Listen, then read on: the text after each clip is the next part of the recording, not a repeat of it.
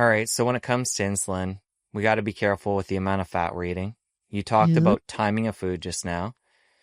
We know that glucose through the form of carbohydrates or sugars in the diet is going to spike insulin. What other insulin tricks should we be aware of besides what we just talked about to help keep that in a healthy range? Oh, there's so many. Okay, what ones do I want to tell you about? Okay, so exercise, movement. Let's just talk about movement because movement is another one. Movement can trigger an insulin response because you release glycogen when you move. So if you're moving a lot and you're eating a lot of carbs, you're going to continue to be burning glucose all the time, which means you're going to continue to be doing insulin all the time. So that's kind of what we talked about in the beginning of the call here is, all these guys that are developing insulin resistance from doing all these, sugar, glucose gel packets when they're doing these long cycling events and, all this long distance endurance stuff and Ironman, and they're taking all this glucose while they're doing this and they're just staying actively sugar burning.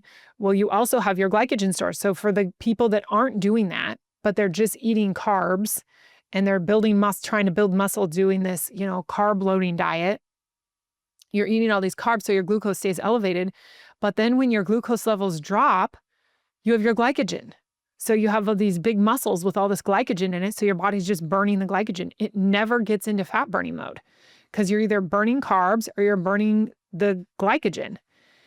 Either way, it's all glucose. Carbs from rice are glucose. Glycogen is glucose. All glucose creates an insulin response. So the more you move, the more you act like a crazy person and then just go home and eat all the carbs, you're just making insulin, insulin, insulin, insulin. And yes, your muscles can grow and they can become bigger, but you can also develop visceral fat and you can develop myosteatosis, which is fat inside the muscle. So you'll see bodybuilders have that appearance to them. And Dr. Sean's really good at spotting people who are competitive bodybuilders. And he's like, they're loaded with visceral fat. They can have 6-packs and be loaded with visceral fat. And that's the cortisol connection. Because cortisol help you make visceral fat, lots of it.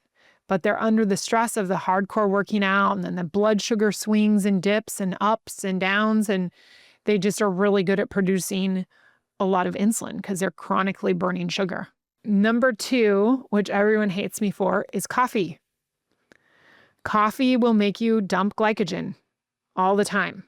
It is a catalyst. Coffee is the catalyst for cortisol. So coffee triggers a cortisol production. Cortisol stress triggers a release of glycogen, which is your excess glucose. So you're drinking coffee all day long. You're literally just pushing glucose through your body all day long because your body's chronically hitting the glycogen release. So you never get a break from it. Like in fasting, you get a break, right? But if you're drinking coffee with your fasting, you're still triggering that glycogen to be released. Anytime the glycogen is released, then you drop yourself out of ketosis. So, Dr. Sean, this is the one thing Dr. Sean and I do not agree about is coffee because he drinks a lot of it and I don't drink any. But he uses it as a tool and it can be a tool to get you into ketosis sometimes. And I think men do better with that, but women, it doesn't work. I get all the time, the women in my program, they go off coffee and they get higher ketones. Now, why is that? Because their body isn't producing so much sugar from the coffee. Coffee causes cortisol. Cortisol is your run from the tiger hormone. If you're going to run from the tiger, you need a source of glucose in your blood. So your body will chronically dump glycogen into your bloodstream to keep you energized, to keep you running from that tiger, even though you're not running. Even if you're just sitting on your ass at your computer all day, drinking your Starbucks. You're staying a sugar burner. You're never getting those glycogen stores to calm down so that you can get into ketosis. It's pretty interesting. And you can get into ketosis drinking coffee. You can, don't get me wrong. but it is an effect. There is an effect there that some women struggle with where they can't get into ketosis unless they stop the coffee because they're just making so much sugar. So by the sounds of it, what's happening here is that the coffee is stressing the body, releasing the sugar from the muscles, from the glycogen. Is there always some glycogen left there?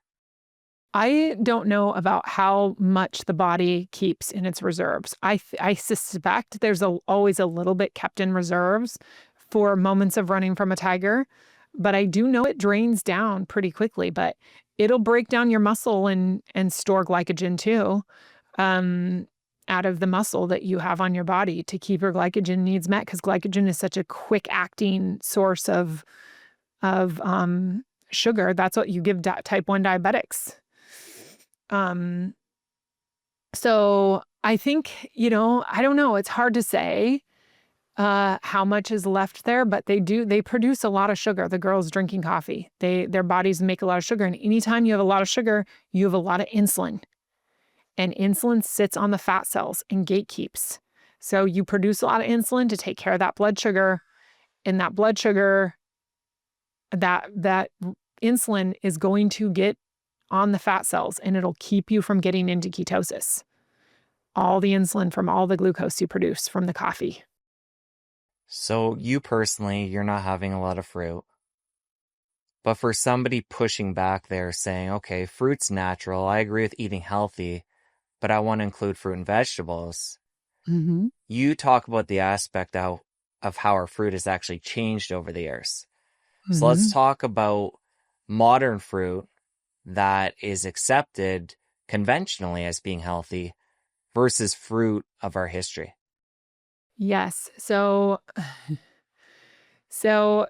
modern fruit, I call it clown food because it looks silly. If you were to put that fruit on trees in the environment, it would look really weird. It would not look like the environment. It's there. I mean, those apples that are this big, Honeycrisp apples now like this big, and they're the size of grapefruits and they're bright pink and bright colors, and they're just not real. And they're not real because humans have selectively bred them to look like that. So people want to eat fruit. Is it a better choice than, highly processed, toxic, chemical-laden stuff? A little bit better, not much, because those foods are still processed. They're still highly processed through selective breeding. That's the difference. But when you take a selectively bred plant and then you process it even further, then that's where it's really bad, right? So yes, the fruit in its whole form is better than the version of it that you further processed, but it's not really that much better on your blood sugar. So Tom uses fruit to get his blood sugar up.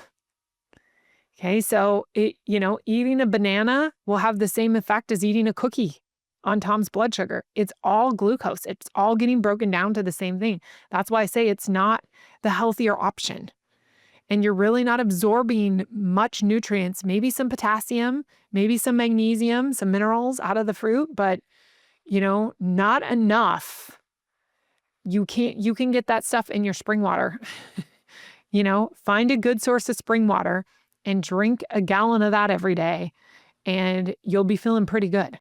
If you enjoyed that clip, you're going to want to head over here and catch the full episode. I'll see you over there.